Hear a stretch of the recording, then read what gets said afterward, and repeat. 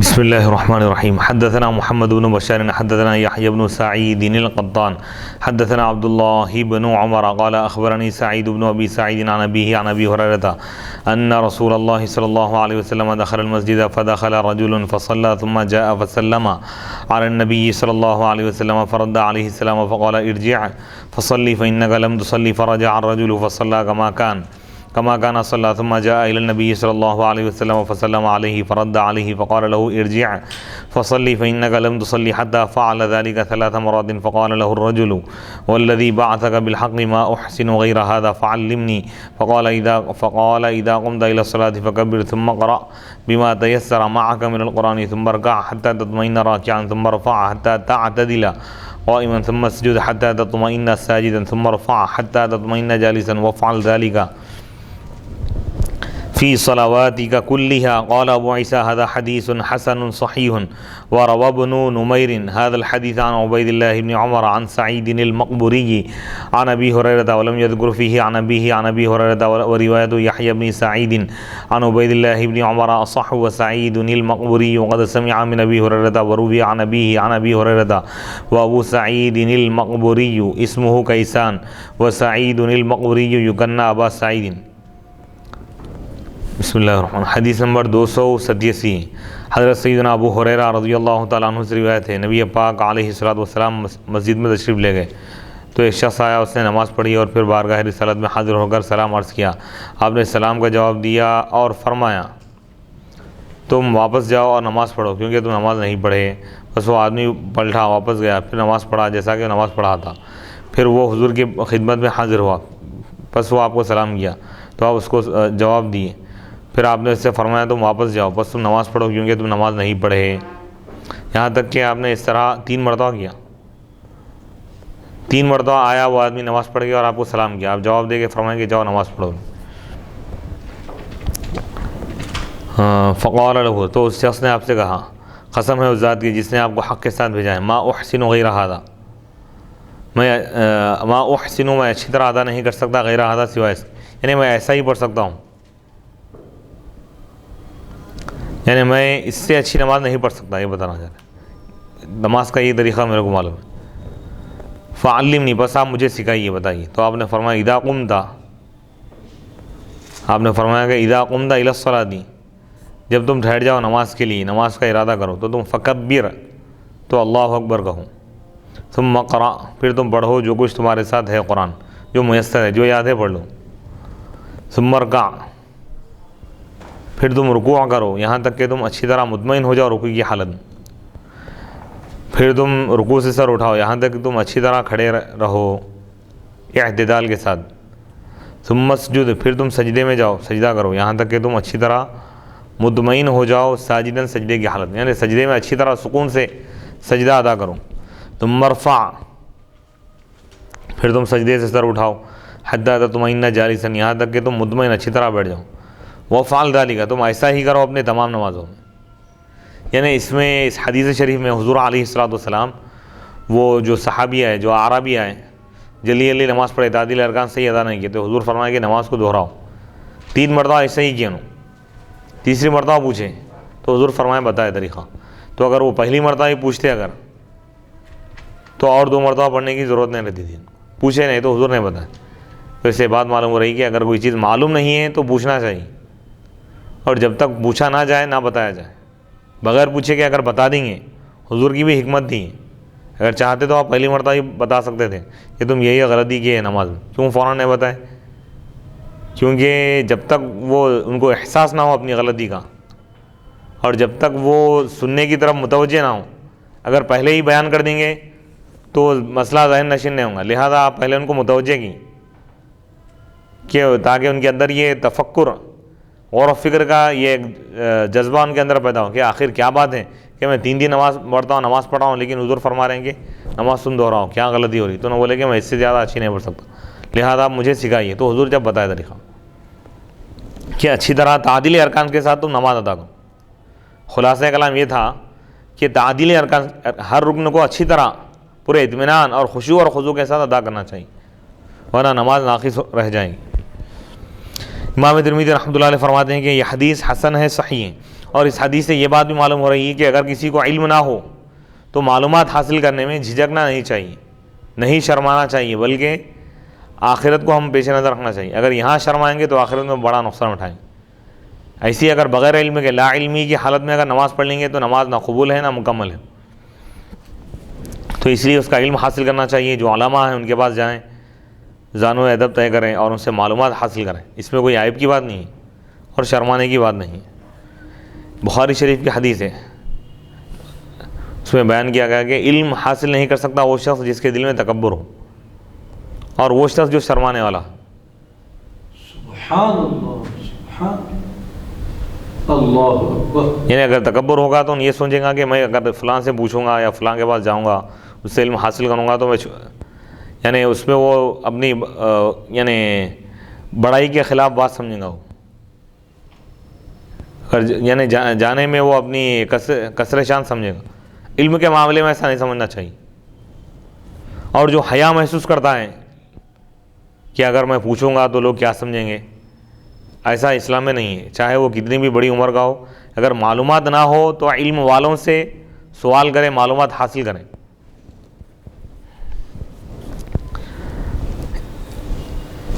امام ترمذی رحمۃ اللہ علیہ فرماتے ہیں کہ یہ حدیث حسن صحیح ہے، اور اس کو ابن نمیر نے اس حدیث کو روایت کیا ہے عبید اللہ بن عمر سے، وہ سعید مقبوری سے، وہ حضرت ابو ہریرہ سے روایت کی، اور وہ اس میں ذکر نہیں کیا عن ابی ہریرہ کا۔ اور یحییٰ بن سعید کی جو روایت ہے عبید اللہ بن عمر سے جو روایت کریں یہ زیادہ صحیح ہو رہا ہے۔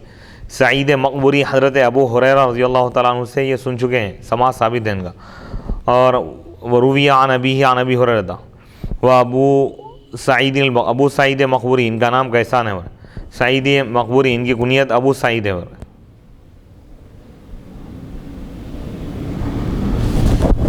حدثنا محمد بن بشار ومحمد بن المثنى قال حدثنا يحيى بن سعيد القطان حدثنا عبد الحميد بن جعفر حدثنا محمد بن عمرو بن عطاء عن ابي حميد الساعدي قال سمعته وهو في عشرة من اصحاب النبي صلى الله عليه وسلم احدهم ابو قتادة ابن ربعي يقول انا اعلمكم بصلاة رسول الله صلى الله عليه وسلم قالوا ما كنت اقدمنا له صحبة ولا أكثرنا له إديانا قال بلى قالوا فأعرض فقال كان رسول الله صلى الله عليه وسلم قالوا فأعرض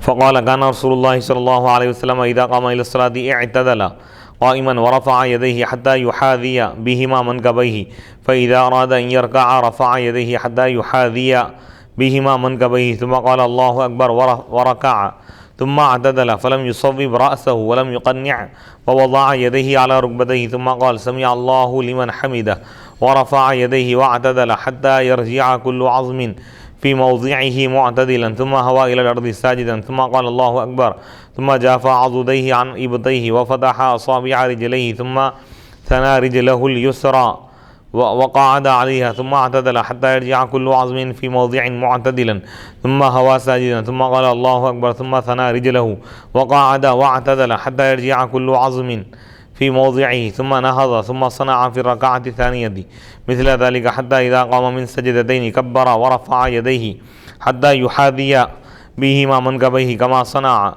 حين افتتح الصلاة ثم صنع كذلك حتى كانت الركعة التي تنقضي فيها صلاته أخر رجله اليسرى وقعد على شقه متوركا ثم سلم قال أبو عيسى هذا حديث حسن صحيح قال ومعنى قوله إذا قام من السجدتين رفع يديه يعني إذا قام من الركعتين۔ حدیث نمبر 288۔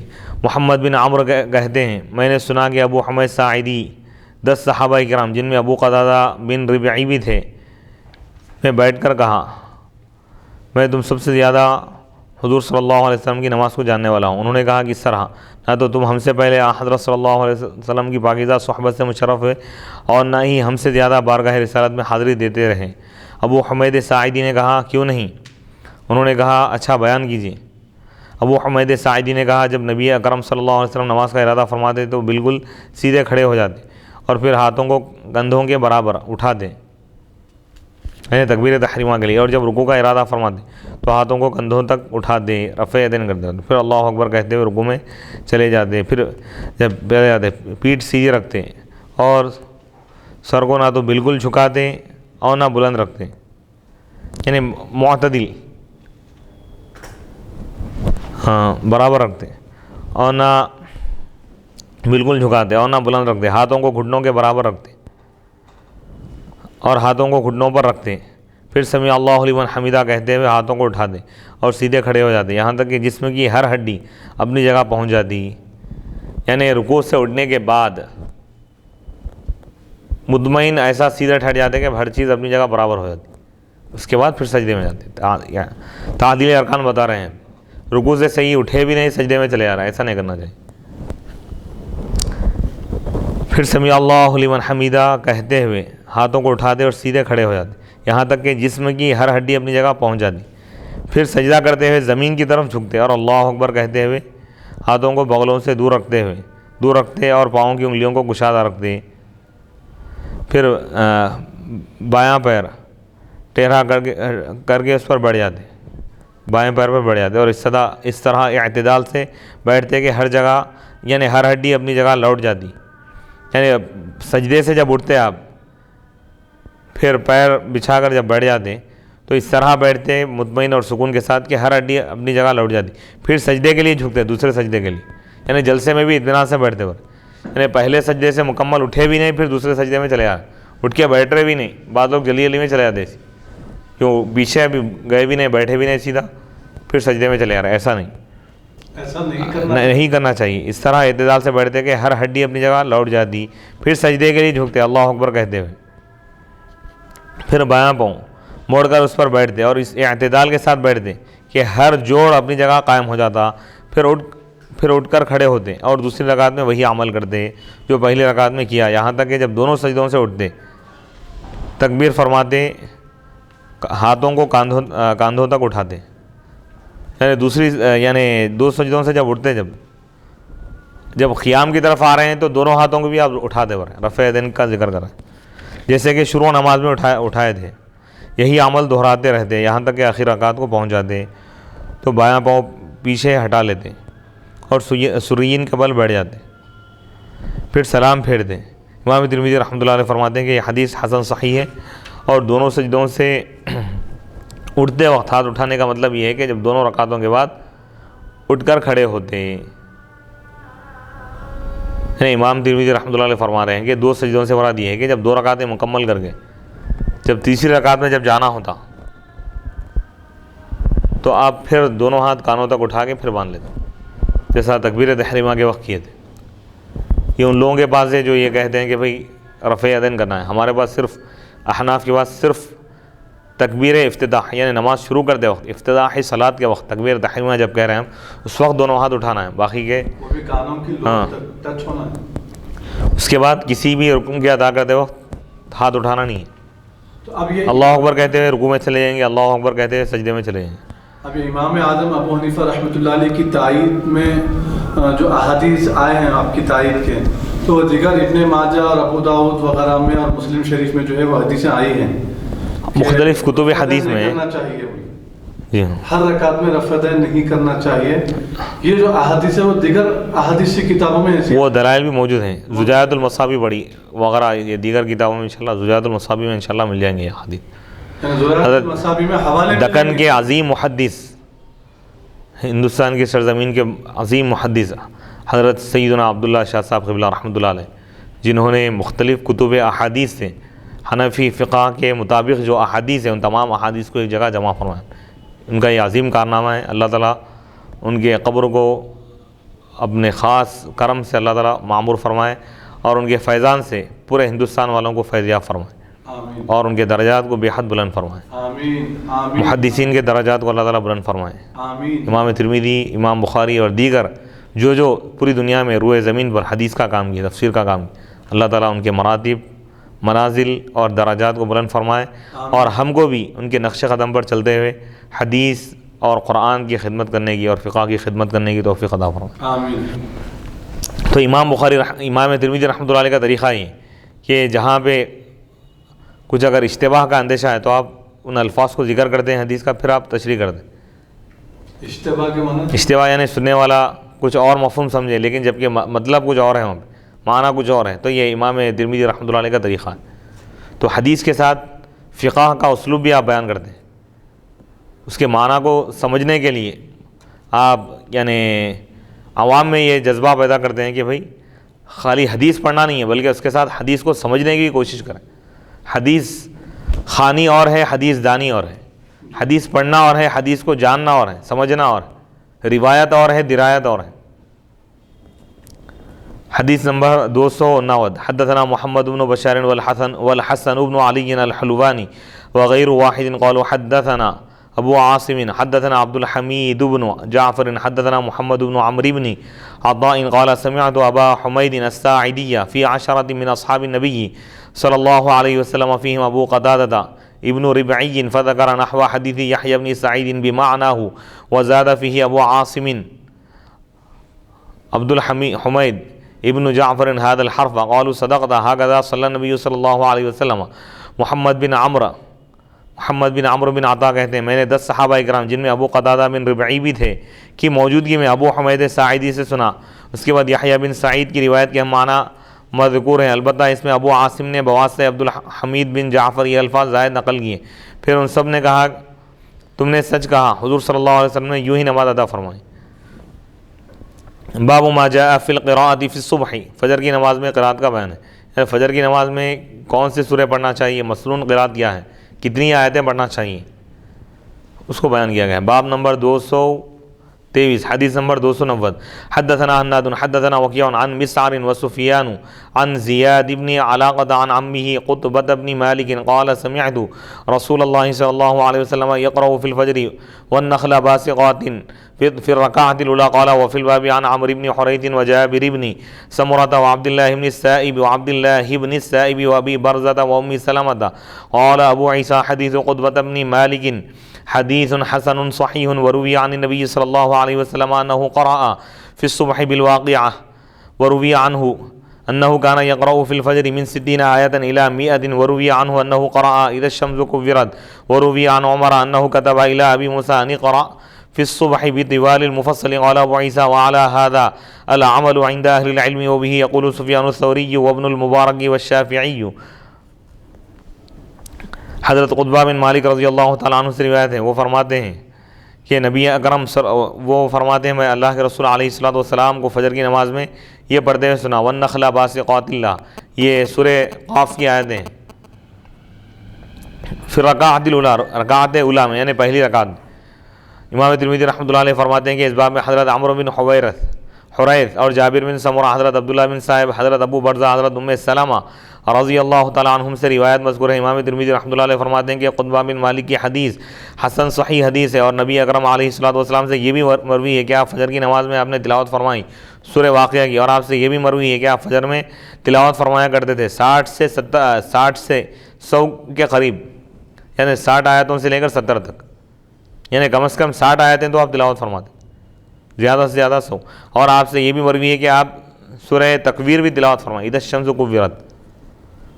اور حضرت عمر رضی اللہ تعالیٰ عنہ سے مروی ہے کہ آپ نے حضرت ابو موسیٰ الاشعری رضی اللہ تعالیٰ عنہ کو آپ نے لکھا کہ تم پڑھو، ایک خط لکھے آپ، حکم نامہ، کہ تم پڑھو فجر کی نماز میں طوال مفصل۔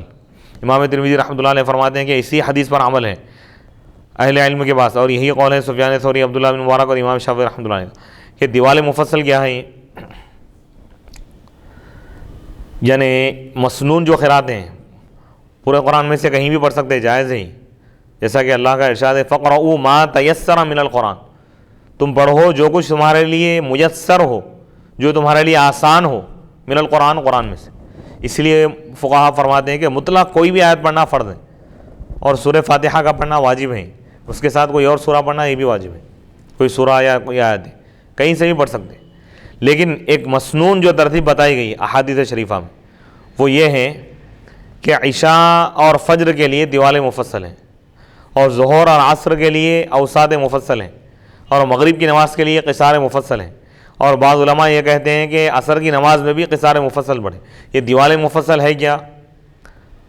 سورہ حجرات 26واں پارہ 13ویں رکوع سے یا ایھا الذین آمنوا لا تقدموا بین یدی اللہ ورسولہ واتقوا اللہ ان اللہ سمیع علیم، اس آیت سے، یہ سورہ حجرات ہے، یہاں سے سورہ حجرات کے آغاز سے لے کر سورہ بروج تک، 30واں باب، یعنی سورہ بروج تک کیا ہے، یہ طوال مفصل ہے، سورہ بروج کون سے بارے میں؟ 30ویں بارے میں ہی ہے، یعنی سورہ انشقاق کے ختم تک طوال مفصل ہے، پھر سورہ بروج سے لے کر سورہ قدر کے ختم تک 30واں پارہ یہ اوساط مفصل ہیں، اور پھر سورہ بینہ سے لے کر سورہ ناس تک یہ قصار مفصل ہیں، مغرب میں قصار مفصل، اور عشاء اور فجر میں طوال مفصل، جبکہ ظہر اور عصر میں اوساط مفصل، اور ایک روایت کے مطابق عصر میں بھی قصار مفصل پڑھنا ہے۔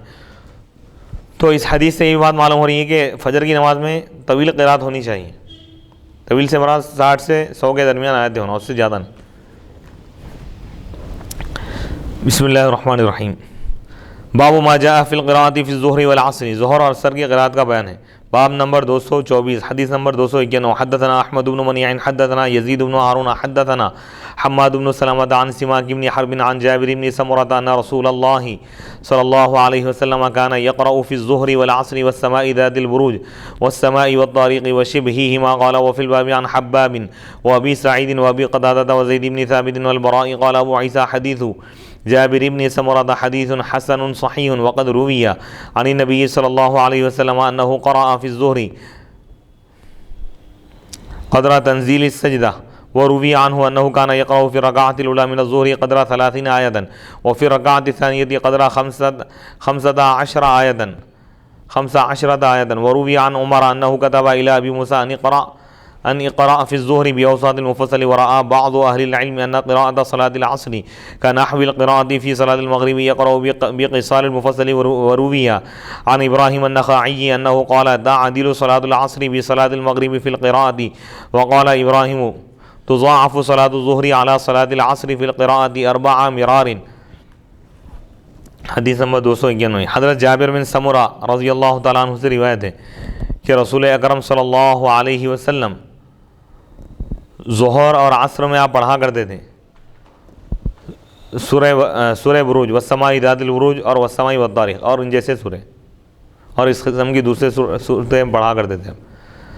امام ترمذی رحمۃ اللہ علیہ فرماتے ہیں کہ اس باب میں حضرت خباب، حضرت ابو سعید، حضرت ابو قتادہ، حضرت زید بن ثابت، حضرت برا رضی اللہ تعالیٰ عنہ سے بھی روایت مذکور ہے۔ امام ترمذی رحمۃ اللہ علیہ فرماتے ہیں کہ جابر بن سمرہ کی حدیث حسن صحیح ہے، نبی اکرم صلی اللہ علیہ وسلم نے ظہر کی نماز میں سورہ حامیم سجدہ کی مقدار بھی قرات فرمائی، 24ویں بارے میں حامیم تنزیل من الرحمن الرحیم، ظہر کی نماز میں اس سورہ کی مقدار میں بھی آپ تلاوت فرمائیں۔ یہ بھی روایت ہے کہ آپ ظہر کی پہلی رکعت میں 30 آیت اور دوسری رکعت میں 15 آیت کی مقدار تلاوت فرماتے تھے۔ روایت ہے کہ حضرت عمر رضی اللہ تعالیٰ نے حضرت ابو موسیٰ رضی اللہ تعالیٰ کو لکھا کہ ظہر کی نماز میں اوساط مفصل یعنی سورہ بروج سے لے کر سورہ قدر کے ختم تک پڑھا کریں۔ بعض علماء کہتے ہیں عصر کی قرات مغرب کی قرات کی طرح ہے، یعنی قصار مفصل پڑھی جائیں۔ ابراہیم النخعی رحمۃ اللہ علیہ فرماتے ہیں کہ عصر اور مغرب کی نمازیں قرات کے اعتبار سے برابر، نیز فرمایا کہ ظہر کی قرات عصر کی قرات سے 4 گنا زیادہ ہے، ظہر میں زیادہ پڑھنا چاہیے۔ بابن فی القراءۃ فی المغربی، مغرب میں قرات کا بیان، مغرب میں کتنا پڑھنا چاہیے، قصار مفصل ہی افضل ہے، چھوٹی چھوٹی جو صورتیں ہیں۔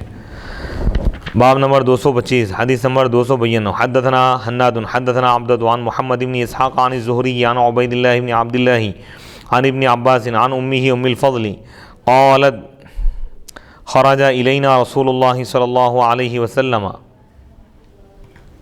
وهو عاصب رأسه في مرضه فصلى المغرب فقرأ بالمرسلات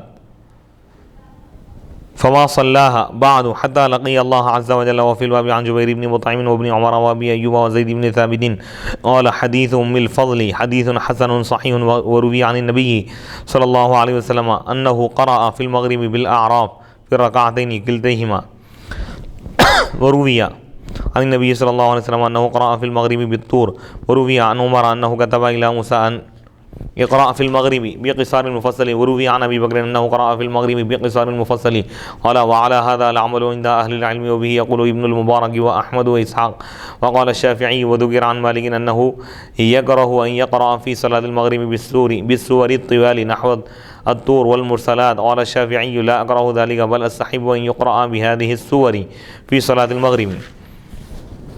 حضرت سیدنا عبداللہ بن عباس رضی اللہ تعالیٰ عنہ اپنے والدہ حضرت ام الفضل رضی اللہ تعالیٰ عنہ سے روایت کرتے ہیں، انہوں نے فرمایا رسول اکرم صلی اللہ علیہ وسلم سر مبارک پر بوجہ بیماری پٹی باندھے ہوئے ہمارے ہاں تشریف لائے، ہمارے پاس تشریف لائے اور مغرب کی نماز پڑھائی جس میں سورہ مرسلات کی آپ نے تلاوت فرمائی۔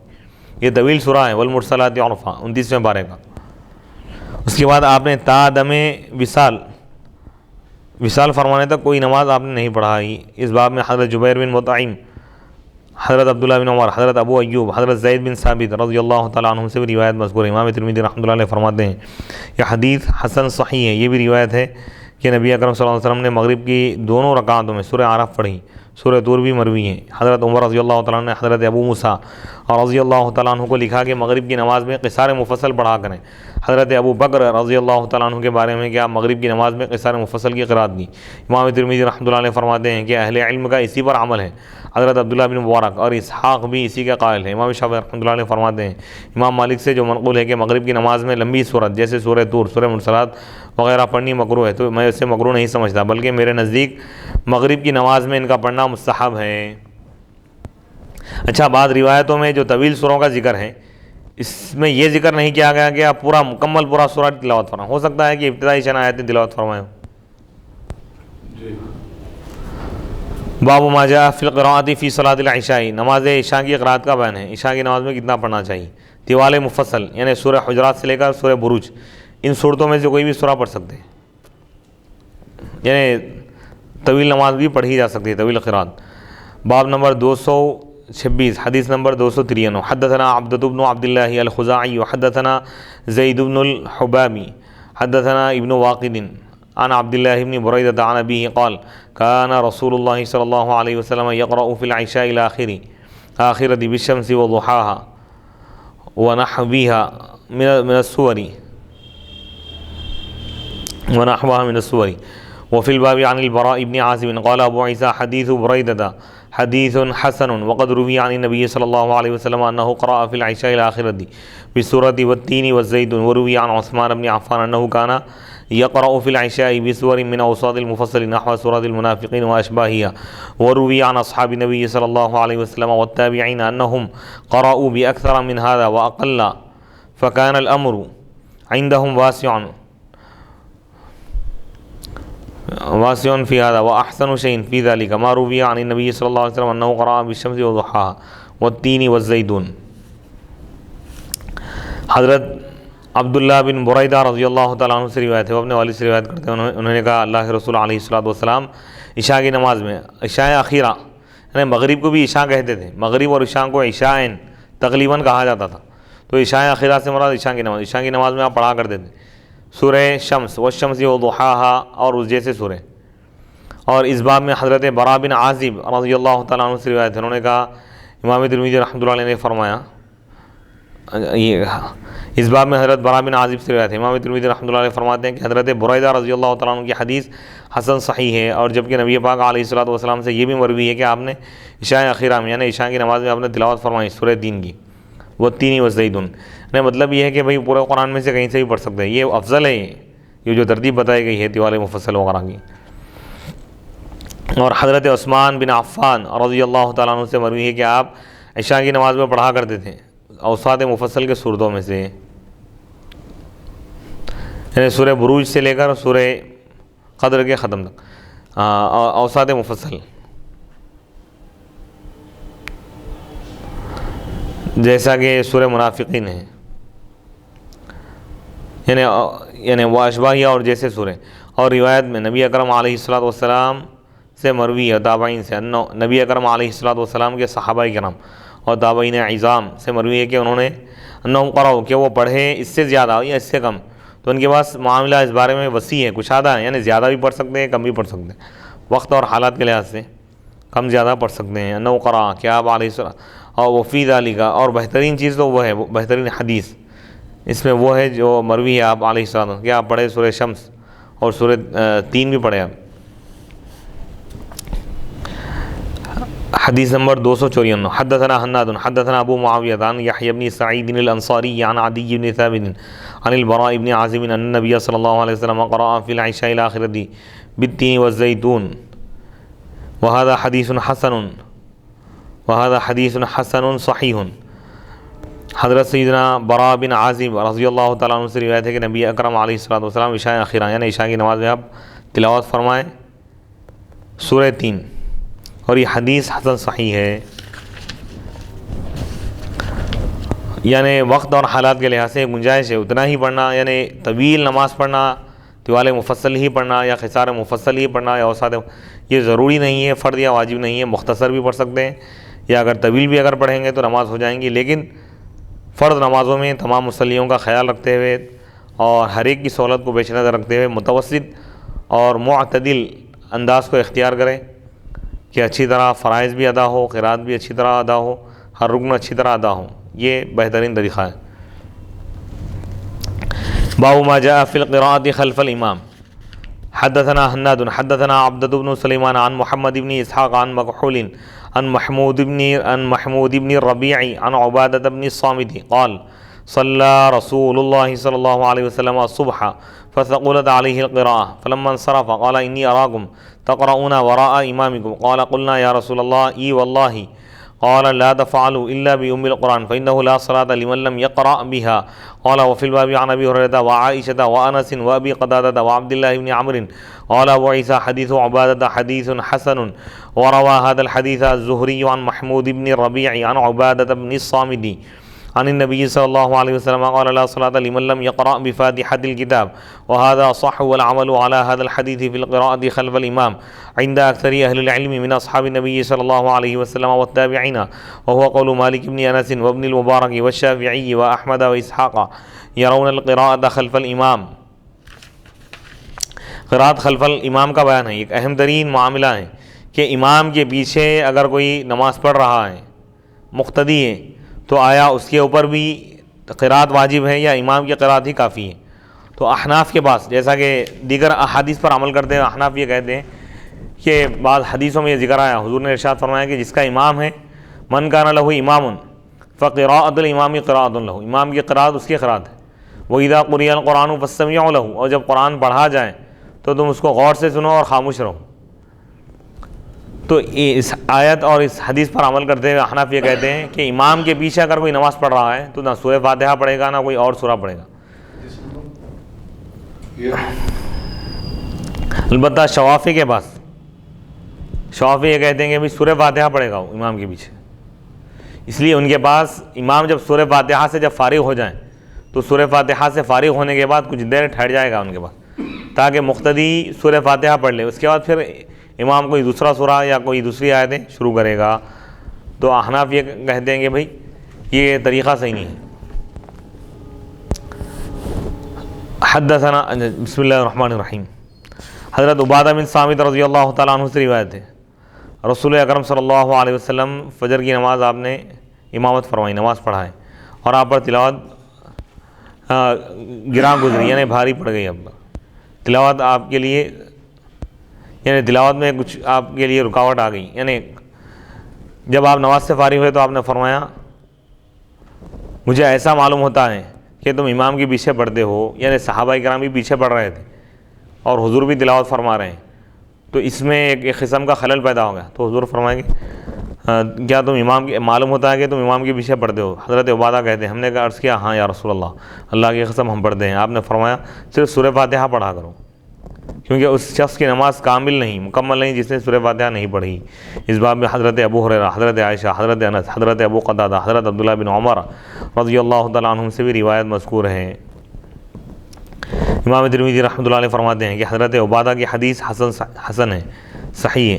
زہری نے بھی یہ حدیث بواسطہ محمود بن ربیع کے ذریعے سے حضرت عبادہ سے روایت کی ہے کہ حضور اکرم صلی اللہ علیہ وسلم نے فرمایا جس نے سورہ فاتحہ کی تلاوت نہیں کی اس کی نماز کامل نہیں. یہ اصح ہے. اکثر صحابہ کرام اور تابعین کا قراءت خلف الامام کے بارے میں اس حدیث پر عمل ہے.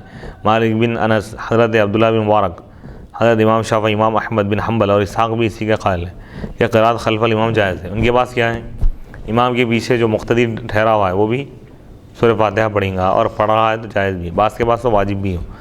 اب احناف کی تائید میں آگے حدیث آ رہی ہے۔ امام ترمذی رحمۃ اللہ علیہ فرما رہے ہیں کہ باب ما جاء فی ترک القراءۃ خلف الامام اذا جہر بالقراءۃ، یہ بیان ہے اس حکم کا جو آیا ہے قراءت کو چھوڑنے کے بارے میں، قراءت نہ کرنے کے بارے میں امام کے پیچھے، اذا جہر بالقراءۃ، جب وہ بلند آواز سے قراءت کریں جہری نمازوں میں۔ باب نمبر 228، حدیث نمبر 296۔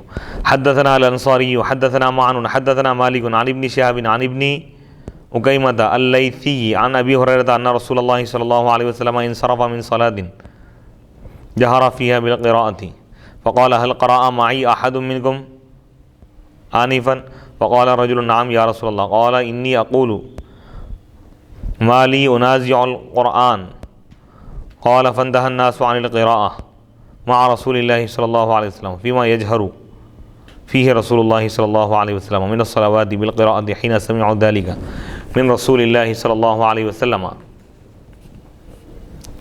وفي الباب عن ابن مسعود وعمران بن حسين وجابر بن عبد الله قال ابو عيسى هذا حديث حسن وابن اکیمۃ اللیثی اسمه عمارہ ويقال عمرو بن اکیمہ وروى بعض اصحاب الزهري هذا الحديث وذكروا هذا الحرف قال الزهري فانتهى الناس عن القراءة حين سمعوا ذلك من رسول الله صلى الله عليه وسلم وليس في هذا الحديث ما يدل على من ترك القراءة خلف الإمام لأن أبا هريرة على من قال القراءة خلف الإمام لأن أبا هريرة هو الذي روى عن النبي صلى الله عليه وسلم هذا الحديث وروى أبو هريرة عن النبي صلى الله عليه وسلم أنه قال من صلى صلاة لم يقرأ فيها بأم القرآن فهي خداج غير تمام فقال له حامل الحديث إني أكون أحيانا وراء الإمام قال اقرأ بها في نفسك وروى أبو عثمان النهدي عن ابی ہریرہ قال امرنی النبی صلی اللہ علیہ وسلم ان انادی لا صلاة الا بقراءة فاتحة الكتاب واختار اصحاب الحديث الا يقرأ الرجل اذا جهر الامام بالقراءة وقالوا يتبع سكتات الامام وقد اختلف اهل العلم في القراءة خلف الامام فرأى اكثر اهل العلم من اصحاب النبي صلى الله عليه وسلم والتابعين ومن بعدهم القراءة خلف الامام وبه يقول مالك وابن المبارک والشافعی واحمد واسحاق وروی عن عبد اللہ بن المبارک انه قال انا اقرأ خلف الامام والناس يقرؤون الا قوم من الكوفیین وارى ان من لم يقرأ صلاته جائزة وشدد قوم من اهل العلم في ترك قراءة فاتحة الكتاب وان كان خلف الامام فقالوا لا تجزئ صلاة الا بقراءة فاتحة الكتاب وحده كان او خلف وحده كان أو خلف الإمام وذهبوا إلى ما روى عبادة بن الصامت عن النبي صلى الله عليه وسلم وقرأ عبادة بن الصامت بعد النبي صلى الله عليه وسلم خلف الإمام وتأول قول النبي صلى الله عليه وسلم لا صلاة إلا بقراءة فاتحة الكتاب وبه يقول الشافعي وإسحاق وغيرهما وأما أحمد بن حنبل فقال معنى قول النبي صلى الله عليه وسلم لا صلاة لمن لم يقرأ بفاتحة الكتاب إذا كان وحده واحتج بحديث جابر بن عبد الله حيث قال من صلى ركعة لم يقرأ فيها بأم القرآن فلم يصلي إلا أن يكون وراء الإمام قال أحمد فهذا رجل من أصحاب النبي صلى الله عليه وسلم تأول قول النبي صلى الله عليه وسلم لا صلاة لمن لم يقرأ بفاتحة الكتاب أن هذا إذا كان وحده واختار أحمد مع هذا القراءة خلف الإمام وألا يترك الرجل فاتحة الكتاب وإن كان خلف الإمام۔ یعنی امام کے پیچھے اگر ہیں تو قراءت نہ کریں، امام کی قراءت اس کے لیے کافی، جہری نمازوں میں اس کا ذکر کریں۔ امام ترمذی رحمۃ اللہ علیہ حضرت سیدنا اب احناف یہ کہتے ہیں کہ بھئی چاہے جہری نماز ہو یا سری نماز ہو امام کے پیچھے قراءت کرنا نہیں ہے، امام کی قراءت مقتدی کی قراءت ہے۔ اس کی دلیل احناف یہ بھی دیتے ہیں، مثال کے طور پر اگر سورہ فاتحہ پڑھنا اگر مصلی پر بھی واجب اگر ہیں، اگر فرض، بعض لوگ تو فرض قرار دیتے ہیں، فرض اگر چھوٹ جائے تو نماز نہیں ہوتی، امام پڑھا تو اس کے بعد پھر مقتدی بھی پڑھیں گا یا اس کے ساتھ پڑھیں گا عباس کے بعد. تو حناف یہ کہتے ہیں کہ بھائی اس مسئلے میں تمہارا کیا قول ہے کہ اگر کوئی شخص اس وقت پہنچے جب امام صاحب رکعت میں رکوع میں اگر ہو اور نہ وہ سورہ فاتحہ میں امام کے ساتھ رہا, نہ کوئی اس کے بعد کی تلاوت میں شامل رہا, نہ وہ سورہ فاتحہ پڑھا, رکوع میں آگے مل گیا, تو آیا اس کی رکعت وہ شامل ہوں گی یا نہیں؟ تو تمام ائمہ یہ کہتے ہیں کہ اس کی نماز ہو جائیں گی, وہ رکعت اس کی مل گئی. تو حناف یہ کہتے ہیں کہ بھائی اگر امام کے پیچھے بھی رہتے ہوئے سورہ فاتحہ کا پڑھنا اگر واجب ہوتا یا فرض ہوتا تو اس کی نماز نہیں ہوتی تھی. تو اس کی نماز کا ہونا خود یہ اس بات کی علامت ہے کہ امام کی قرات مقتدی کی قرات ہے. مقتدی نہیں پڑھا نا ابھی, تو امام پڑھ لیا, امام کا پڑھنا مقتدی کا پڑھنا ہے. سبحان اللہ, سبحان یہ احناف کے لیے حجت ہے. اگر یہ کہا جائے کہ بھئی اگر وہ فرض ہے, امام پڑھ لیا, امام کے پیچھے جو مقتدی ہے اس کا بھی پڑھنا ضروری ہے, تو اس کی وہ رکعت ہی نہیں ہونی چاہیے, جبکہ تمام ائمہ یہ کہتے ہیں کہ اس کی وہ رکعت ہو جاتی. حدیث نمبر 296. حضرت ابو ہریرہ رضی اللہ تعالیٰ عنہ سے روایت ہے, رسول اکرم صلی اللہ علیہ وسلم نے ایک جہری نماز سے فارغ ہو کر فرمایا, کیا تم میں سے کسی نے اب میرے ساتھ قرات کی ہے؟ ایک شخص نے عرض کیا, ہاں یا رسول اللہ. آپ نے فرمایا, تبھی تو میں کہتا ہوں کہ مجھ سے قرآن میں جھگڑا کیوں کیا جاتا ہے. یعنی حضور کے ساتھ امام کے ساتھ اگر مقتدی پڑھیں گے تو اب یعنی آوازوں کا اختلاط ہو جائے گا اور خلل واقع ہو جائے گا. راوی کہتے ہیں یہ سننے کے بعد صحابہ کرام حضور صلی اللہ علیہ وسلم کے ساتھ جہری نمازوں میں قرات سے رک گئے. اس باب میں حضرت عبداللہ بن مسعود, حضرت عمران بن حسین, حضرت جابر بن عبداللہ رضی اللہ تعالیٰ عنہم سے بھی روایت مذکور ہے. امام ترمذی رحمۃ اللہ علیہ فرماتے ہیں کہ یہ حدیث حسن ہے. ابن عکیمہ لیثی کا نام عمارہ ہے اور عمرو بن عکیمہ بھی کہا جاتا ہے. بعض اصحاب زہری نے اس حدیث کو اس اضافے کے ساتھ روایت کیا. امام زہری نے فرمایا, نبی اکرم صلی اللہ علیہ وسلم سے یہ بات سننے کے بعد لوگ قرات سے رک گئے. امام ترمذی رحمۃ اللہ علیہ فرماتے ہیں یہ احناف کی تائید میں ہے دلیل کہ اس حدیث میں ایسی کوئی بات نہیں. امام ترمذی رحمۃ اللہ علیہ فرماتے ہیں کہ اس حدیث میں ایسی کوئی بات نہیں جس سے قرات خلف الامام کے قائلین پر اعتراض ہو سکے. علی من رأى القراءة خلف الامام ولیس فی ھذا الحدیث, اس حدیث میں ایسی کوئی بات نہیں جس سے قرات خلف الامام کے قائلین پر اعتراض ہوگی. امام ترمذی رحمۃ اللہ علیہ ان لوگوں کی تائید کر رہے ہیں. امام ترمذی رحمۃ اللہ علیہ کا مسلک بھی وہی ہے جو شوافی کا ہے کہ امام کے پیچھے قرات کرنا چاہیے بولتے ہیں. تو یہ حدیث ذکر کرنے کے بعد پھر بول رہے ہیں کہ اس حدیث میں ایسی کوئی بات نہیں ہے جس سے قرات خلف الامام کے قائلین پر اعتراض ہو سکے, کیونکہ حضرت ابو ہریرہ نے ہی اس حدیث کو بھی روایت کیا, اور اس حدیث کو بھی جس میں حضرت صلی اللہ علیہ وسلم نے فرمایا جس نے نماز پڑھی اور اس میں سورہ فاتحہ نہ پڑھی وہ نماز نامکمل ہے. اس پر حضرت ابو ہریرہ کے شاگرد نے کہا, کبھی میں امام کے پیچھے ہوتا ہوں. آپ نے فرمایا اپنے دل میں پڑھ لیا کرو. حضرت ابو ہریرہ رضی اللہ عنہ جب ایک حدیث اپنے شاگرد کے سامنے بیان کی تو انہوں نے کہا کہ بھائی میں امام کے پیچھے ہوں تو جب کیا کروں. تو حضرت ابو ہریرہ رضی اللہ عنہ نے فرمایا کہ اپنے دل میں پڑھ لیا کرو. حضرت ابو عثمان نہدی حضرت ابو ہریرہ رضی اللہ تعالیٰ عنہ سے روایت کرتے ہیں کہ حضور صلی اللہ علیہ وسلم نے مجھے اعلان کرنے کا حکم دیا کہ سورہ فاتحہ کے بغیر نماز مکمل نہیں ہوتی. محدثین نے پسند کیا ہے کہ جب امام قرات بالجہر کر رہا ہو تو اس وقت مقتدی کو قرات نہیں کرنی چاہیے بلکہ امام کے سکتوں کا خیال رکھنا چاہیے. قرات خلف الامام میں علماء کا اختلاف ہے. تو اس بات سے تو اب اتفاق, اس بار تمام ائمہ کا تو اس بات پر اتفاق ہو گیا.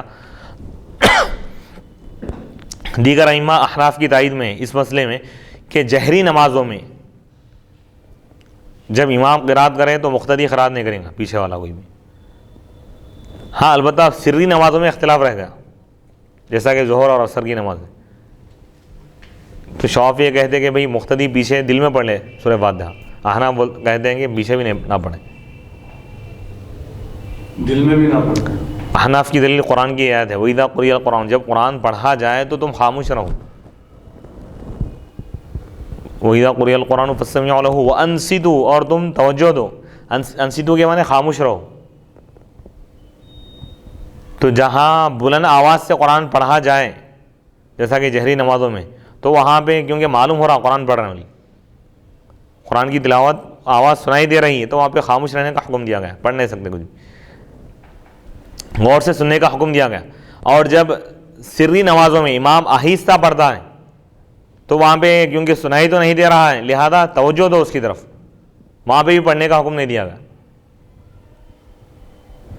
تو کیونکہ احناف یہ کہتے ہیں کہ بھئی اگر مقتدی بھی پڑھے گا امام بھی پڑھے گا تو خلل ہو جائے گا.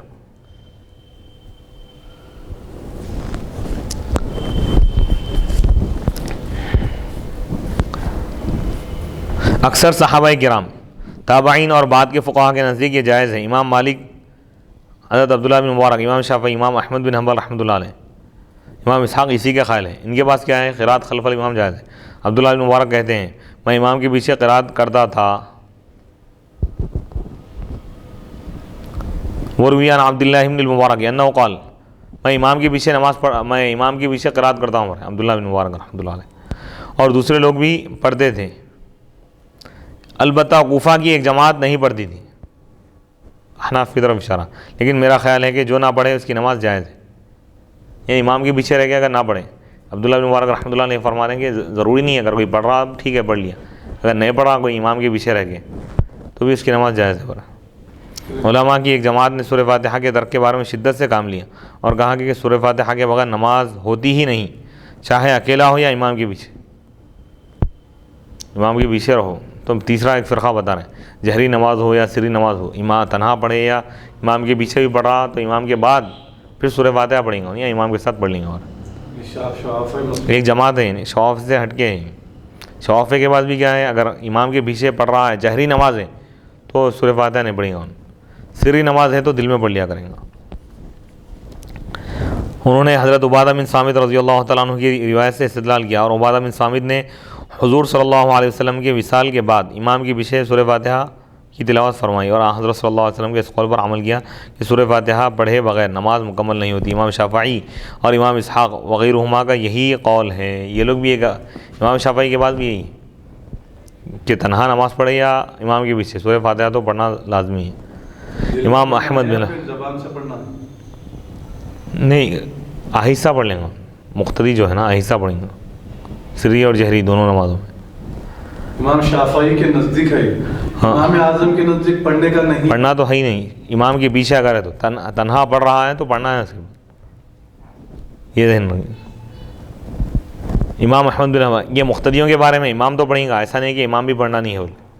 امام احمد بن حنبل رحمۃ اللہ علیہ فرماتے ہیں کہ نبی اکرم صلی اللہ علیہ وسلم کے اس ارشاد کا مطلب یہ ہے کہ جب آدمی اکیلا نماز پڑھ رہا ہو تو سورہ فاتحہ ضروری. اور انہوں نے حضرت جابر بن عبداللہ رضی اللہ تعالیٰ عنہ کی حدیث کو دلیل بنایا کہ جس نے ایک رکعت نماز پڑھی اور اس میں سورہ فاتحہ نہیں پڑھی اس کی نماز نہیں ہوئی سوائے اس کے کہ امام کے پیچھے ہو. امام احمد بن حنبل رحمۃ اللہ علیہ فرما رہے ہیں کہ اگر امام کے پیچھے اگر ہے سورہ فاتحہ نہیں بھی پڑھا تو ہو جاتی، تنہا اگر پڑھ رہا تو ضروری ہے. بولتے بس اس صحابی نے حضور صلی اللہ علیہ وسلم کے اس قول پر عمل کیا کہ بغیر فاتحہ نماز کا نہ ہونا اس وقت ہے جب کہ اکیلا ہو. امام ترمذی رحمۃ اللہ علیہ فرماتے ہیں اس کے باوجود امام احمد نے قرات خلف الامام کو اختیار کیا، اور یہ کہ آدمی سورہ فاتحہ کو نہ چھوڑے اگرچہ کہ امام کے پیچھے ہو. امام ترمذی رحمۃ اللہ علیہ کی یہ مکمل پوری بحث سے یہ بات روز روشن کی طرح واضح ہو گئی کہ امام اعظم ابو حنیفہ رحمۃ اللہ علیہ کا موقف ہی قوی ہے کہ با جماعت نماز میں مقتدی کو قرات نہیں کرنی چاہیے، کیونکہ امام کی قرات ہی مقتدی کی قرات، اور علیحدہ نماز میں سورہ فاتحہ کے نہ پڑھنے سے نماز نامکمل رہتی ہے. مطلقاً قرات فرض ہے اور سورہ فاتحہ کا پڑھنا واجب ہے. یہ بھی احناف کی تائید میں ہی ہے. قرآن کی آیت اور یہ حدیث احناف کی تائید میں ہے. جہری نماز میں تو آپ واضح طور پہ منع فرما دی، خالی اکثری نمازوں کا مسئلہ رہے گا.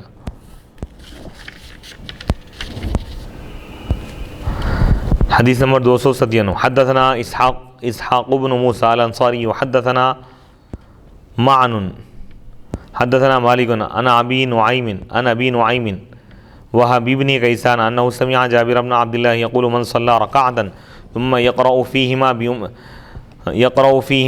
فيها بأم القرآن فلم يصلي إلا أن يكون وراء الإمام هذا حديث حسن صحيح. حضرت جابر بن عبداللہ رضی اللہ تعالیٰ عنہ فرماتے ہیں جس نے ایک رکعت بھی سورہ فاتحہ کے بغیر پڑھی اس نے نماز مکمل نہیں پڑھی. البتہ امام کے پیچھے ہو تو جائز ہے. یہ حدیث حسن صحیح ہے. من صلی رکعۃ لم یقرأ فیہا بأم القرآن فلم یصلی الا ان یکون وراء الامام، مگر یہ کہ وہ امام کے پیچھے ہو. ہاں امام کے علاوہ تنہا اگر نماز پڑھ رہا ہے سورہ فاتحہ کے بغیر ایک رکعت بھی پڑھا تو نماز نامکمل ہے، مگر یہ کہ وہ امام کے پیچھے ہو، امام کے پیچھے رہ کے اگر نہیں پڑھا تو بھی جائز ہے، یعنی کیونکہ امام کا پڑھنا مقتدی کا پڑھنا یہ احناف کی تائید میں حدیث ہے۔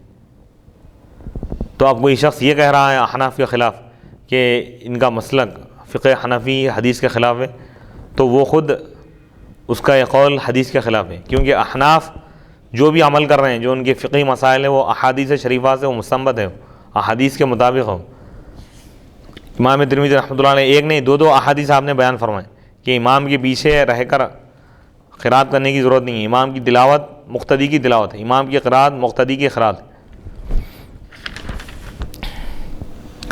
ان تمام احادیث شریفہ کی روشنی میں بات واضح طور پر معلوم ہو جاتی ہے کہ امام ترمذی رحمۃ اللہ علیہ فقہی اختلاف کے آپ قائل ہیں، اسی لیے آپ یعنی دونوں قسم کی احادیث کو آپ بیان کرتے ہیں۔ امام ترمذی رحمۃ اللہ علیہ کا یہ طریقہ ہے، آپ کا اسلوب ہے، آپ کا نہج ہے، آپ کا منہج ہے، آپ کا طریقہ ہے کہ کسی بھی مسئلے میں اگر اختلاف ہو علماء کا، ائمہ کا، فقہاء کا، اور اس میں جو احادیث آئی ہیں ان احادیث کو آپ سلسلے وار بیان کرتے ہیں۔ جیسے سابق میں پہلے یہ حدیث کو آپ نے بیان فرمائی کہ امام کے پیچھے قرات کرنے کے بارے میں جو حدیث ہے بولا ہے، پھر اس کے بعد پھر آپ نے یہ حدیث بیان کی کہ امام کے پیچھے رہتے ہوئے قرات کرنے کی ضرورت نہیں ہے، حضور نے منع فرمایا۔ پھر اس کے بعد یہ حدیث آپ پیش فرمائیں، حضرت جابر رضی اللہ تعالیٰ عنہ جو فرما رہے ہیں کہ جو کوئی شخص ایک رکعت بھی ایسی نماز پڑھے کہ جس میں وہ سورہ فاتحہ کی تلاوت نہ کرے تو اس کی نماز نہیں ہوئی، مکمل نہیں ہوئی، مگر یہ کہ وہ امام کے پیچھے ہو۔ امام کے پیچھے اگر ہے سورہ فاتحہ نہیں پڑھا تو بھی اس کی نماز ہو جائیں گی، کیونکہ امام کی تلاوت مقتدی کی تلاوت، یعنی امام کے پیچھے رہتے ہوئے قرات کرنا ضروری نہیں ہے۔ تو امام ترمذی رحمۃ اللہ علیہ فقہی مزاج اور فقہاء کے مسلکوں کی آپ یعنی تائید فرما رہے ہیں اور تشریح بھی کرتے ہیں کہ اس حدیث کا یہ مطلب ہے، اس حدیث کا یہ مطلب ہے۔ تو اس بات سے خود واضح ہو رہا ہے کہ ائمہ محدثین خود تقلید کے قائل تھے اور یہ فقہی اختلاف کو وہ بھی مانتے تھے، اور وہ یہ نہیں کہتے تھے، کوئی بھی ائمہ محدثین میں سے کسی نے یہ نہیں کہا کہ فلاں کا مسئلہ غلط ہے۔ چاروں مسالک اپنی جگہ پر حق ہے، شافعی مسلک بھی صحیح ہے اور حنبلی مسلک بھی صحیح ہے اور مالکی اور حنفی مسلک بھی صحیح ہے، اور ہر ایک مسلک اس کی بنیاد اور اس کا دار و مدار احادیث پر ہے، حدیث کے بغیر کوئی مسلک نہیں ہے۔ امام شافعی رحمۃ اللہ علیہ کے پاس بھی حدیث ہے، امام احمد بن حنبل رحمۃ اللہ علیہ کے پاس بھی احادیث ہے، امام مالک کے پاس بھی، اور امام اعظم ابو حنیفہ رحمۃ اللہ علیہ کے پاس۔ ہاں اگر کوئی شخص یہ کہہ رہا ہے کہ بھئی فلاں امام نے ایسا کیا فلاں، بغیر تحقیق کے نہ کہے بلکہ تحقیق کریں کہ فقہ حنفی میں یہ مسئلہ ہے تو یقیناً کوئی نہ کوئی اس کی حدیث ہوں گی جو ہم تک نہیں پہنچی یا ہم کو معلوم نہیں ہوئی۔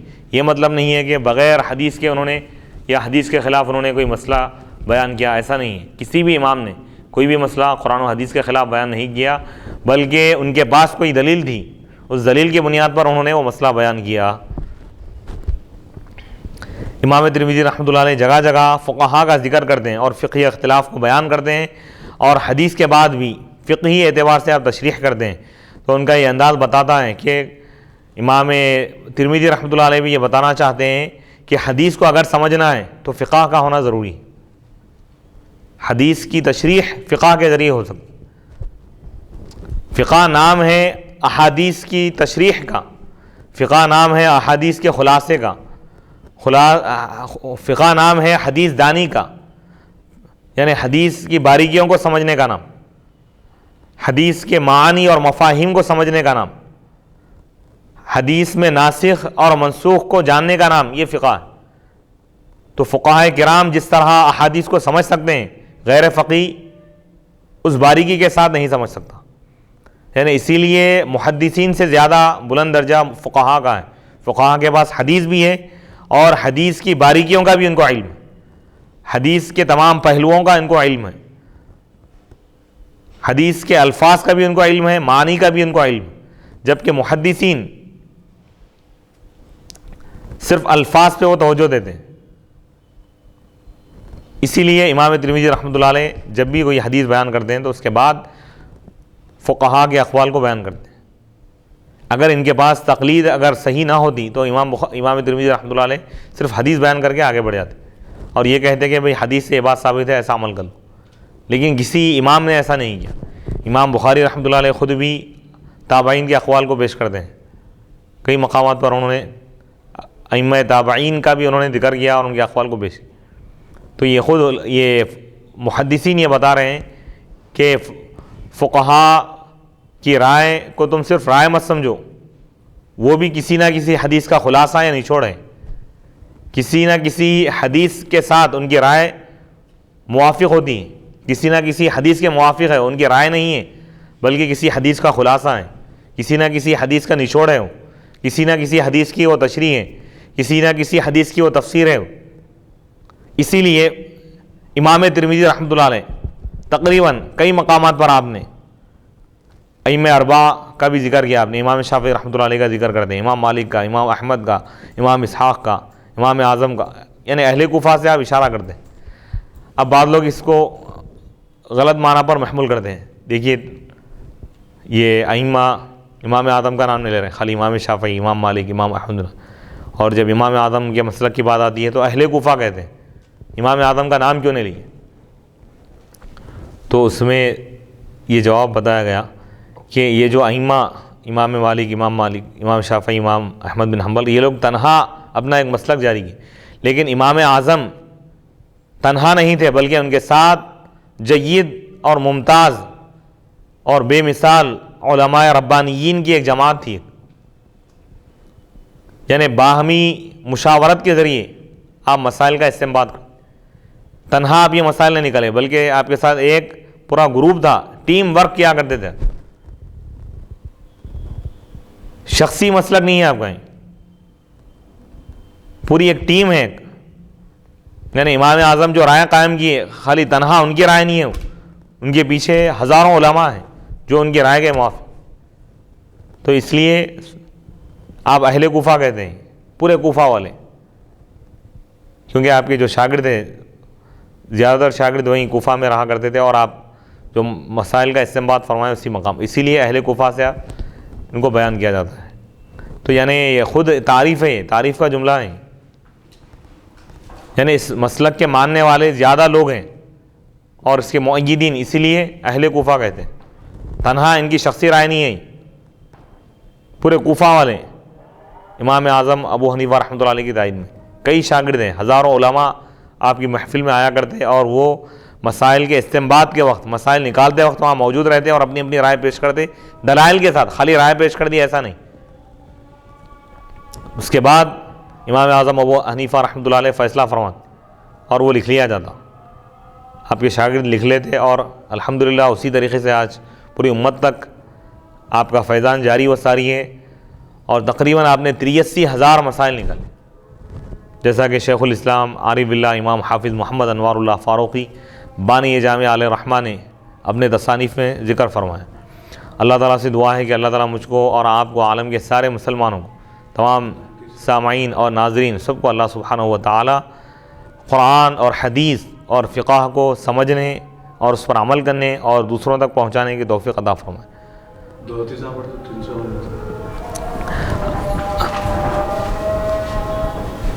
اور ان احادیث شریفہ کا علم حاصل کرنے کی اللہ تعالیٰ توفیق عطا فرمائے. وآخر دعوانا الحمدللہ.